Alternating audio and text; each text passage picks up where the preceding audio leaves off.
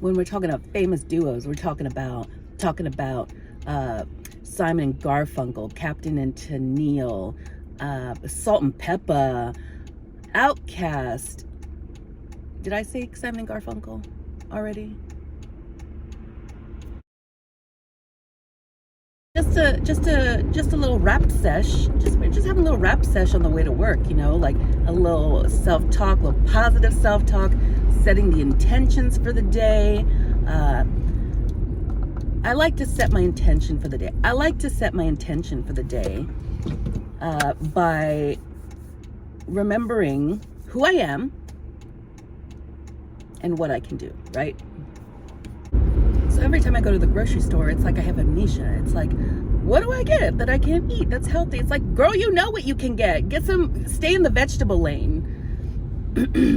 And what I've also learned over the years is that when you have an ample amount of vegetables in your home, it helps you make those better decisions. At the very least, it helps me visually have a visual cue of oh yeah, I need to have some greens, because all I have right now on my plate is rice and chicken. And even though rice and chicken are the best, it's a great combo, and quite frankly, it's a duo. It's like Captain and Tennille. It's like what is that?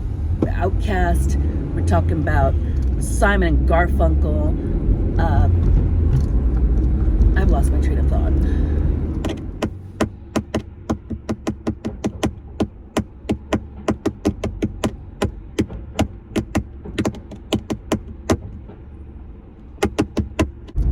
When I lived in New York, I discovered breakfast sandwiches. I discovered the egg sandwiches, the famous egg sandwiches that you go get at the deli. No, I'm not talking about the ham and cheese with the small bag of chips and the orange drink. No, I'm talking about you going to some sort of random bodega, deli, whatever, and you're like, I want an egg and cheese. For me, egg, bacon, and cheese, right?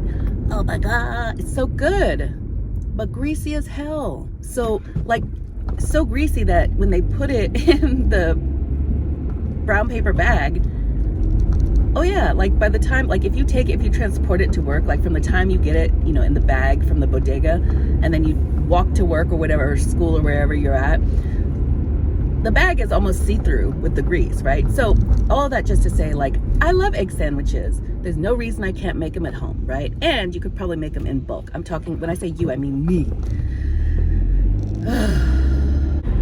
Weight loss, I found out, is about consistency. Well, to back it up a little bit more, it's about calories in, calories out. I spent a long time of my life wasting time reading about all these different things like low carb, low fat, low calorie, paleo, Whole30, all of these different ways in which you can manipulate various foods and food combinations, all of this stuff. I've looked at all of this stuff. I want to say I've looked at every single diet plan under the book, including the military diet, the egg diet, the cabbage soup diet, all of that stuff. And everything that it has, that all of those diets have that are the same, is calories in, calories out. It is you have to restrict your calories, right? So that's one thing. The other thing is consistency. You got to do the same thing day in, day out, even when it feels like a slog. And on top of that, you have to prepare, which is you getting into your most adulting, reparenting, whatever it is that you call it. It's looking out for yourself, right? Because failing to plan is a plan for failure. Am I right? Anyone in the back? No? Okay, yes. And so that's where we're at right now. Earlier this morning, I was thinking to myself, all right, what you need to do is write down your acceptable clean foods, healthy foods, right? I have this thing where I feel like a lot of times in my brain,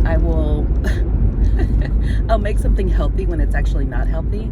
And so, for example, I know a tamale isn't healthy, But I'll be like, well, if I have one, I mean, it's not like the worst thing in the world because it's got beef and it's got, you know, cheddar. It's got like everything you need. It's got protein. It's got a little bit of starch. It also has lard in it too.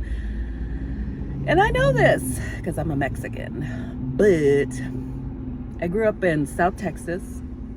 So I got very accustomed to like big Southern Mexican breakfasts that were basically really like protein heavy. We're talking about like bacon, eggs, chorizo, you know, beans, not all at the same time, right? But yeah, definitely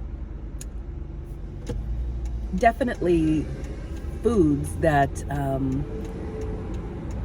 were hearty, right? Like that's how I grew up. And so now as an adult, I feel like I cannot really hang with these cold breakfasts. I do not like the cold breakfasts.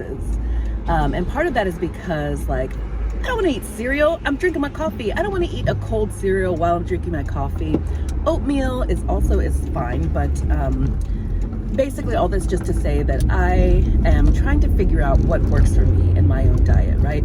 So now I know I really like and I really am in tune with warm breakfasts. So now the process for me is trying to figure out, okay, what can I make that's healthy for a warm breakfast, right? Okay, so listing some stuff off.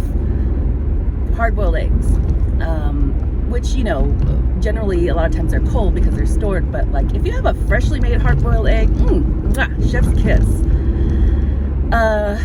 Egg whites. I'm going to try some egg white omelets.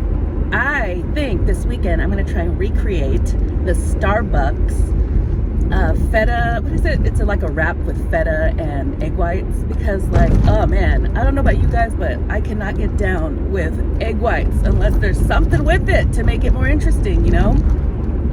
Egg whites is that friend of yours that really is like the rule book friend, you know, like in college one time I had a friend who, she was super straight-laced and like, we kind of started school together. We both got like the student handbook, like the student conduct handbook. And she was like, okay, let's sit down and read this entire thing right now. And I'm like, what?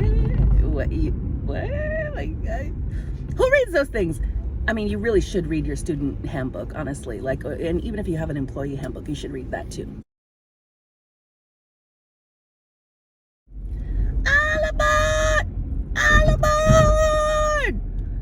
What is that Ozzy Osbourne song? All aboard! Donna, Donna, I. Wait a minute, I can do that better. I. I.